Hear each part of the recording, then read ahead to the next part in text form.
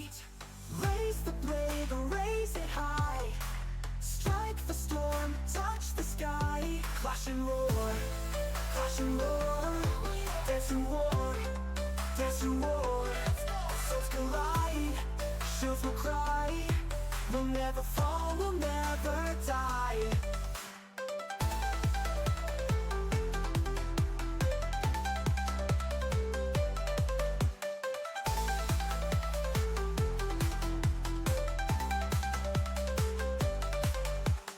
Drums are pounding, hearts will race. Feel the rhythm, feel the chase. Blades like lightning cutting through. The storm is here, the storm is you. Raise the blade, raise it high. Strike the storm, touch the sky. Clash and roar, clash and roar. Dance and war, dance and war. Swords collide, shields will cry. We'll never fall, we'll never die.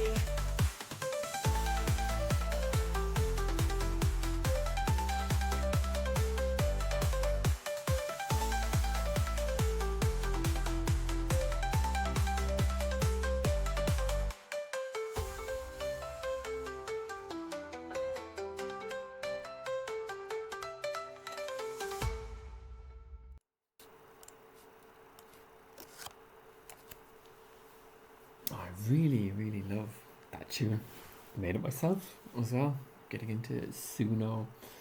So hopefully this is working okay. This is the first ever Midlands Wargamer broadcast. My name is Tommy.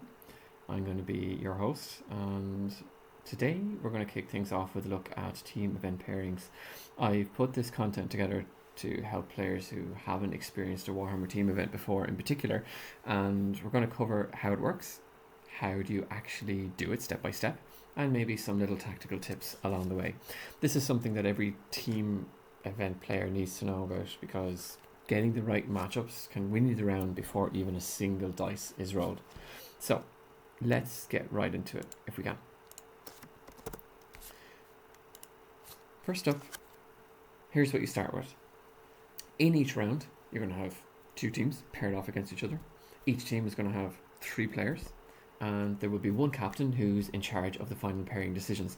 Although I will say that really it's up to all 3 players to discuss. It's just the captains that are going to be handling the cards which have the faction names or the army names, let's say, written on them, and placing them down on the table, just to make it really clear for everybody. Each team is going to have 1 defender and 2 attackers. There are also 2 battle plans in play, so every round has a battle plan A.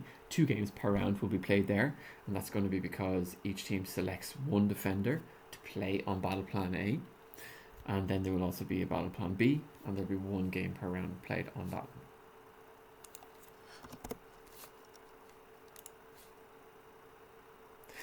So the most important thing to remember is every army, right, that's on a card that we're going to play, it's almost like you're playing a card game of bluff. So every card that you place down initially as part of all of this pairing process will be placed face down. The first phase that we were in is known as the defender phase. So in this phase, both teams secretly choose 1 army to be their defender. The defender's card is placed face down on the table. Then you're into the attacker phase, and the opposing team chooses 2 attackers to try and take on that defender. The 2 attackers are by default chosen because when you've already selected a defender, that just leaves 2 attackers. So just think about how you want to balance that out and what choices you want to make there. These 2 attacker cards go face down in front of the opposing team's defender. So remember, everything is face down, kind of like what you see on screen here now. And remembering that each defender team are going to be playing on battle plan A.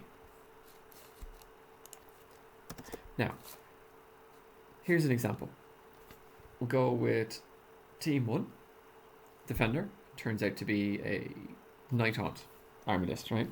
And the Team 2 have elected for the 2 attackers to be Skaven and Ogre Maw tribes by virtue of the fact that their defender, the Team 2 defender that they've selected, is going to be Nurgle. Team 1's 2 attackers are going to be Stormcast and Slanesh in this example. Alright.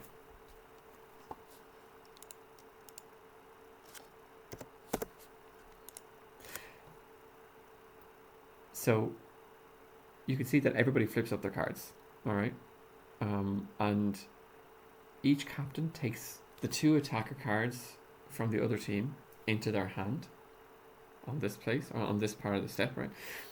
And they privately choose one of those 2 attacker cards to face their defender.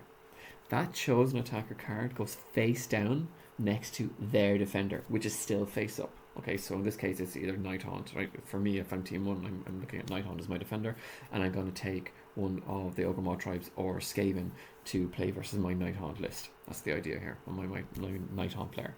So that, my selected attacker, will be placed face down in front of my defender, alright? The other attacker card then, that I haven't selected to go face down beside my defender, is just placed face down to one side, right? So it's all face down still, right, in this case. Okay, again, for anything that you place down on these attackers, right, in front of the defenders, which are still face up. So hopefully you're getting the idea about how that works. Good to know that the team captains can privately discuss the pairing options with their team members, right? So it's not just that the team captain can make their mind up. I think it's really important that you can talk to your team and strategize on maybe which one that you want to pick. And it's also important to remember that the cards that you're picking here, right, the attacker card that you're selecting to play your defender and putting it face down, that is really important, because you don't want the opposing team to know which attacker you have chosen, because that could influence what they might do. Okay, so that's why everything kind of goes face down again, right, in front of the defenders. Okay, so it looks like this once you've done that, right? So you've got a team 1 defender with a selected team 2 attacker. You've got a team 2 defender with a team 1 selected attacker. And then you've just got the 2 remaining attackers, right? One from team 1, one from team 2. Okay, and those 2 are going to play Battleplan B. So again, they're all face down in that sense, except for the defenders, as we say. Okay, so once you've made your selections, you've got the piles, like we say here. You will then turn everything face up. It's basically a big reveal. So once you've done the big reveal, it's pretty clear what will happen. So on the battle plan A, again, there's 2 battle plan A's, right? Each defender from each team will play their chosen attacker, and then the leftover attackers, the remaining attackers, 1 from each team, will play on battle plan B. In this case, team 1 and their defender Nighthaunt is going to play Ogre tribes, which is one of the team 2 attackers.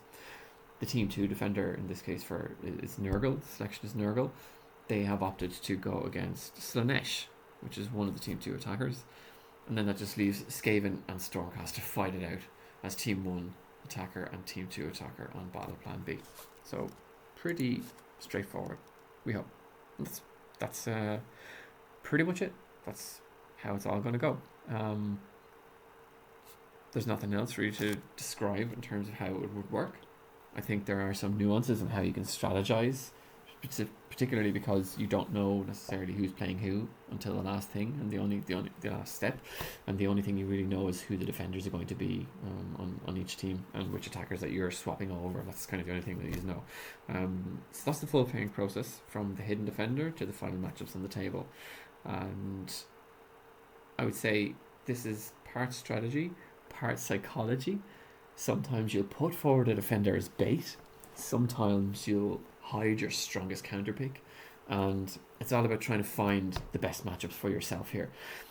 I would say Team Warhammer is widely regarded as the best type of Warhammer. From a personal experience, I would say that is absolutely true, and so I'm really looking forward to this event, and that's why I'm putting in a lot of effort, as much as I can with the limited time I have available, to try and help everybody who might be involved in this, particularly if you haven't had a chance to do a team event before, and just to up everyone's level, hopefully up the level of enjoyment. I've got a massive amount of work done on different terrain pieces that I've been painting. I've put all my own army to a side specifically for all of this for the last number of weeks, and so I'm really hoping that we'll have the most immersive tables that we've ever had in our club at the event, which will be the largest, I would say, 2k point event, right? So we'll have 6 tables as opposed to our previous 5, so I'm really looking forward to this.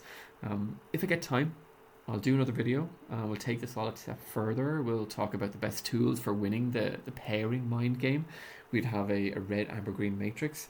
We could talk a little bit about the mentality as well, and how it's important for every team to try and get as many points as possible based on how the scoring system for points works. So I think that's all really nice to know about as well. And we'll see how maybe we can help everybody make some better pairing decisions if we can at all. So thanks for sticking with the video. Hope you found it useful, especially if you're going to be part of this event. And maybe we'll see you on the next one.